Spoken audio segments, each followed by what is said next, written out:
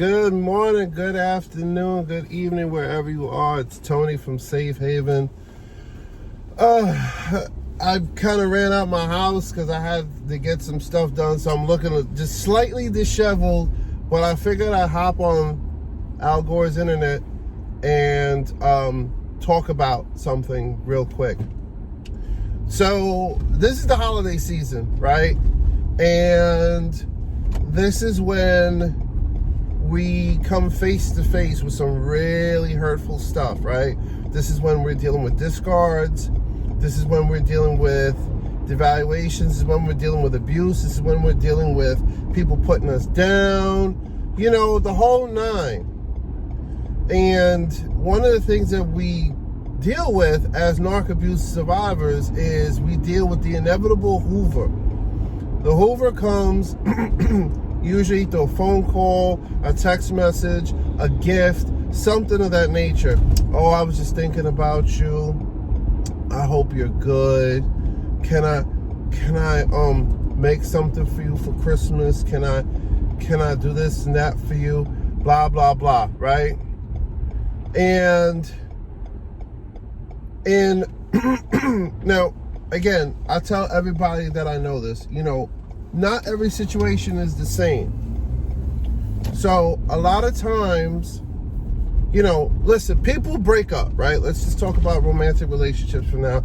And then we'll go and talk about Hoovers that come from families and, you know, friends, acquaintances, right?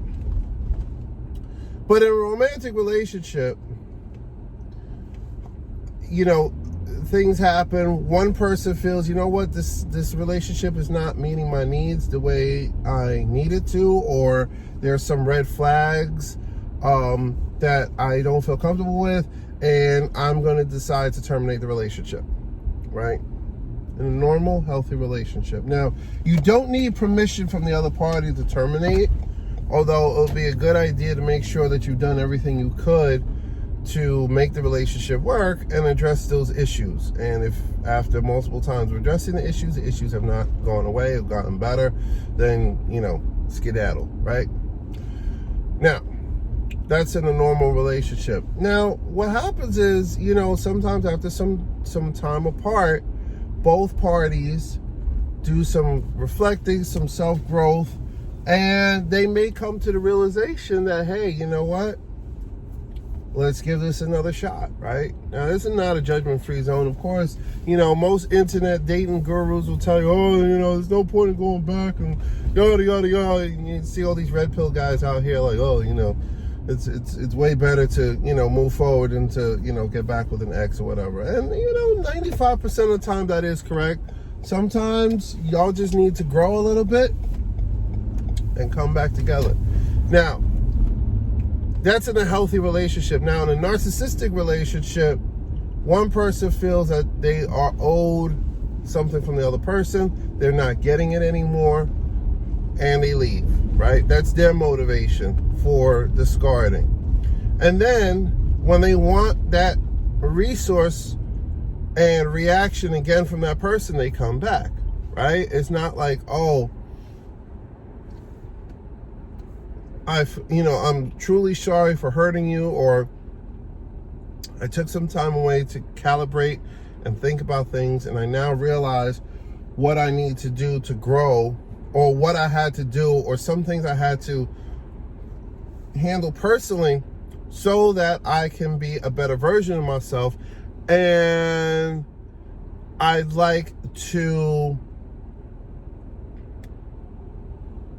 resume this relationship if you are willing. And they also have to acknowledge, both parties got to acknowledge what went wrong. Both parties got to come up with a plan on how to address those issues. Both parties got to understand that it doesn't get built overnight, and both parties got to be okay with putting in that work. Simple, right? Not easy, but it's simple. A narc, however, will come in, hurt you, hurt your children, hurt your family, hurt your friends, talk crap about you, all this stuff, just break you down, then come back. Hi, how are you? They could be in a relationship with somebody else. They could be laying up in the bed and texting you, hey, I was just thinking about you. Merry Christmas. Happy Kwanzaa. Happy Hanukkah. How are you? Let me send you this gift. You know, happy holidays. Would you like to come have dinner with at my mother's house? Okay? And it's easy because you see a lot of, you see Hollywood movies and all that, like, oh wow, this person's reaching out to me in the holidays. Maybe they're realizing that I really am the one. Maybe they just can't get over me. Maybe they still do love me. Maybe I have a chance. Hollywood got y'all messed up. Hollywood got y'all thinking that, happily ever after exists. With a narc, it don't. Once that relationship is done, it's done. You got to keep it moving. And as painful as that is, it doesn't matter how many kids y'all have together. It doesn't matter how many years y'all spend together. It doesn't matter how intertwined your lives are. Once you realize or once you see that this person is a narcissist, and I'm talking about they have like over 5 out of the 9 traits of classic narcissism, you got to keep it moving. So please, if someone hits you up like, oh, just thinking about you, Christmas, I want to give you a gift, yada yada, please don't think that they're actually out here trying to make things work, or they actually really care about you, or they actually have real feelings, or that there'll be a Christmas miracle with a narcissist. There isn't any. They're coming around because they want a reaction, they want supply, they want a resource from you. Whether it's your time, whether it's your mental space, okay? They don't care about you. If they cared about you, they wouldn't be doing the things that they do. They won't be out here running around. They wouldn't have left you the way they did. They wouldn't have smeared your name the way they did. They wouldn't have hurt your children the way they did if they really were about it. Okay? And on top of that, if they really were repentant, remorseful, and eager to do what it took to repair and to show you that they indeed have learned to be better people and that they are indeed willing to be with you, they would be taking responsibility for their actions. They would be looking to say, you know what? What can I do to fix this? I'm willing to do what it takes. I'm willing to have uneasy conversations as many times as we need to. I'm willing to prove to you and take the time needed to prove to you that I'm about this relationship right here.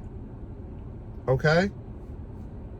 If a narc isn't doing that, if a narc is out here blaming you for the fact they hurt you, if they're out here, trying to diminish the pain that they brought, I was just trying to find myself, or, yeah, I know we've been married for 15 years, but, the affair I had with Cheryl from accounting, it was just a fling. I was lonely. I was stressed. I was angry at you because you didn't make me feel loved.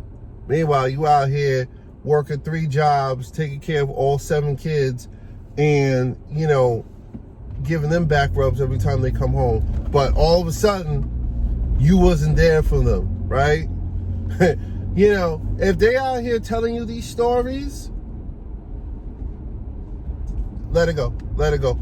You don't need their gifts. You don't need their time. You don't need their invitations to the holiday get-togethers, okay? If they out here ask you to come through, it's because they want to either feel good and know, oh yeah, if I call her, she's going to pick up. If I tell her I have something for her, she's going to look for me. If I tell him that I'm going to make him his favorite plate for Thanksgiving or his favorite plate for Christmas, I'm going to take up mental space in his head. Okay? And that's all that they want. They just want to know that you still think of them, because it makes them feel powerful. Maybe they're going through things with the new boo, the new boo thing isn't giving them the attention they want, or they're just bored. The new boo thing could be doing all the right things. Could be showing up, showing out, buying them expensive jewelry for the holidays, yada yada. And they still will be like, oh, I'm bored. I still am going to go and hit up an ex. And that's what you are to them. You'll never be anything more than that. They're never going to wake up and say, you know what? I want to be with you. And mean it. Okay? So please, if a Hoover comes by, if a random text message, a random phone call, from a person like, oh, I'm thinking about you. It's the holidays. Don't do it.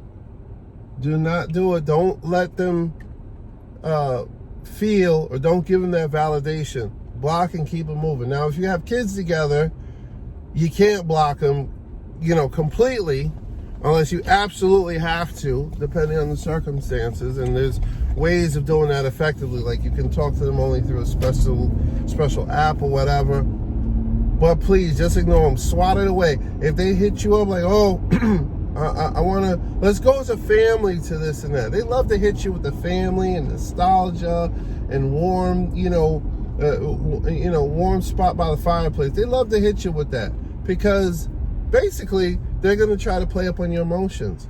It's the holidays. Let's be together. The kids should see us together.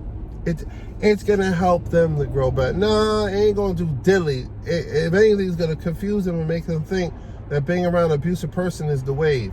And it ain't. So, please, stay strong, y'all. We're in the home stretch. We only got a few more weeks until the end of 2020.